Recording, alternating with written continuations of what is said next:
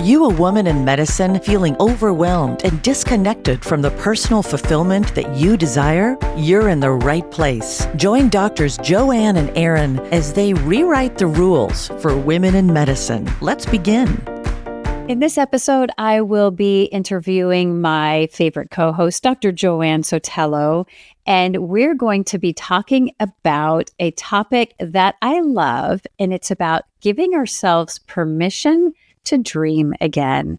And this is so powerful because I think too often women in medicine get so busy, we don't take those pauses to dream. And this is going to be one powerful episode. And Joanne, I would love to hear from your perspective. Just explain a little bit more. What does that even mean to dream? Yes, thank you so much, Erin. And I love this topic as well. This is so important for us to really reconnect with that inner vision. And I do also invite all of you to zoom out kind of in your vision and really reconnect with that version of yourself that you might have abandoned or put on hold, that you're and also then thinking, which is where the topic came from, of your future self who is deeply fulfilled, energized, and living in alignment with what truly matters. And I'll tell you, I am obsessed with this book. If you're seeing our video in YouTube, I'm going to show it. It's by Dr. Benjamin Hardy, and it's called Be Your Future Self Now. I listened to it in an audiobook, and then I bought it because I said, this is a book I really want to read and underline and point things out. And he talks so much about some of the topics that we've talked about. It's not like it's a new concept to dream again, not just to have goals and kind of think about the future, but really imagine and step into that future self who has it figured out, who's accomplished the goals, and then make decisions from there as if you were there. And a good example could be, if I'm thinking of my future self is healthier, eats more nutritious foods, and works out more, then today I might have an idea of a workout, and then I'm tired. I'm like, it's kind of cloudy. There were thunderstorms last night. What if there's more today? Not that that's a real story that I'm sharing. And then if I connect with that future self, I'm like, my future self, it doesn't question. She has this as part of her day today. And if the weather doesn't permit, she'll find something else and might not eat the Cheetos and might eat more of the salmon with vegetables, right? I'm exaggerating, but it's a good example to kind of really think of it. And again, it's not necessarily a new concept, but it really wires your brain differently if you stand in that gratitude that future self happened already. Like that thing that you have is yours already. So you'll make decisions now from a different standpoint and with more abundance rather than just a vague idea or a fantasy that then your limiting beliefs that we talked about recently start getting in the way of like, well, that's really not going to happen. But if you stand in that belief that it's yours already, it's different. And it's also, and again, if we think about it from a neurological standpoint, it does rewire your brain, which is part of why it's so important for us to talk about it. And I can actually get a vision in my head, Joanne, with you describing this. Like it's a person. The future me is this person, and we'll get into the, what we can do about it later. But I love what clarity you describe that. And it's like, when I meet with my clients, I talk to them about, can we make decisions that are good for now me and future me, right? The bowl of ice cream might soothe my irritability in the moment, but it's not good for future me. So what can we do for future me? And you're saying, bring that future you into the current moment. Ask her, what should I do? And make that happen now. So powerful. And let me tell you something, because I always like to stand with compassion, because when we talk about these subjects, they sound easy, but then it's not as easy to like really step into that. And it's also important to understand why is it difficult to really step into that. And right, like if you think of our conditioning, that we're told to be realistic and responsible, and you're not supposed to have all those crazy ideas because that's selfish. Or we are in a hustle burnout culture where we're doing, and then we don't really have time to, or like what we're talking recently of that creativity that really expands your brain, or the really sitting down and dreaming and envisioning. And then we also have a ton of fears of fear of, is it too hard? Will I be able to succeed? Is it going to be disappointing? And so these are obstacles that we're not necessarily always aware of. And then we can think of, what's the cost if we're not stepping into that future self, that then we might not be fulfilled, right? Like we might disconnect with ourselves and build some resentment, burnout, right? Like we just keep on moving forward, but not in the direction that we really want. I love that. And so, as a woman physician, I don't think we often think of fear, because we think we're kind of fearless. We went into, we made a bold move. We went into medicine, and yet, being fearless and looking at even what's the cost if I don't do this, and will that fear keep us stuck, or can we get beyond that to move forward? So powerful. And Joanne, what are some other ways that giving ourselves permission to dream again are even more relevant for women in medicine?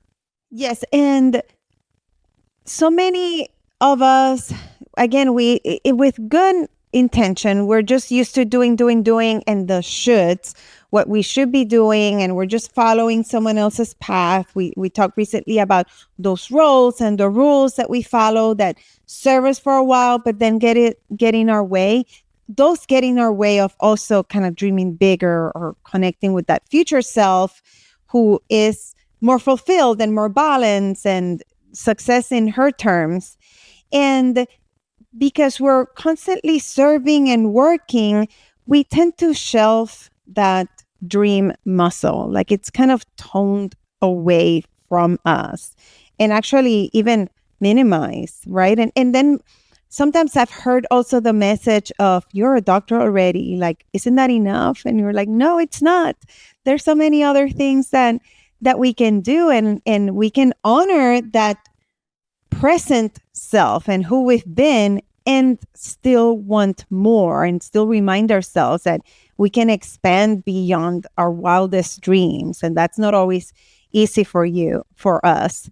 And then creating that inner compass and really reconnecting with our intuition and that version of you who already knows and right, like what lights you up. We have this information. We have to just pause and like have that awareness that we talk about in pretty much every episode of what's important and what we would want that future self to be. And so with that, Joanne, I always want to know, what is it that we can do in order to give ourselves permission to dream again, to light that fire, to make that a priority? Thinking about what I just said, I would like to start with compassion, to normalize the disconnection, that to acknowledge that it's been frequently for good reasons that we've lost touch with maybe the core of ourselves, or even that I think of like that inner child, even though I'm not necessarily dreaming as a little girl, but that enthusiasm, that right, like our imagination, the creativity that you were talking about, all of that becomes more alive when we're dreaming. And then also normalize that it might come with a little bit of guilt or discomfort because it's not what we're used to. And it doesn't mean that you're broken or that there's something that you're ungrateful for right now to want more. And then second thing, we have to create space to dream again. And it's what we were talking about in also with our creativity. We need that quiet space. We need to give ourselves permission to rest. We need to invite that playfulness and the curiosity to really fully connect with that future self and believe it. And then we can reconnect with our core desires and values, which is what we always talk about in terms of checking in to see what's important, what are the values, and what do I really want to step into that I am going to make a priority because I am protecting that future self, like you were saying, or my decisions for the comfort I need in my current self versus what my future self really needs to blossom and get be alive, be real to you, with the reminder that it's like a guide, like a GPS, right? Like I think of it in a cheesy way of, when I don't know what to do, can I ask her a question? Can I ask my future self what would she do, or what were the steps she took that took her, like got her in that place in the future that I want to be? That's incredible. And I just want to revisit, we had a recent episode, number 103, where Joanne talked about the roles, rules, and routines that get in our way. And it may be helpful, if you haven't yet listened to that episode, to take a listen so that you can challenge yourself, so that you can imagine that future you. One of my clients, she was talking about a big goal she wanted, and I was like, well, what is it? And she was afraid to say it out loud. And she finally revealed it to me, and it was about joining a pickleball league. And I thought, I think I want to help coach her to dream bigger, because of course you can do that. You've done amazing things in your life. And can we dream bigger than just joining the pickleball league in order to expand beyond what you think is possible? And again, that I loved the episode, Joanne, where you spoke about those rules, and routines. Sometimes they can serve us, sometimes they can get in our way. And then episode number 105, where we do a deep dive in kind of how can you boost your creativity. If you haven't listened to that one either, that would be helpful. Joanne, I want to summarize some of the great information you've shared with us today. In order to give ourselves permission to dream again, you really talked about what it's like to connect with this persona of future you. And I will put the link to this book in there, because I'm going to pick it up myself. I can really picture what is the future you wearing? What do you dress like? Where are you living? What does the weather look like? What do your relationships look like? What are the details? So powerful. And then also, why is it important for women physicians?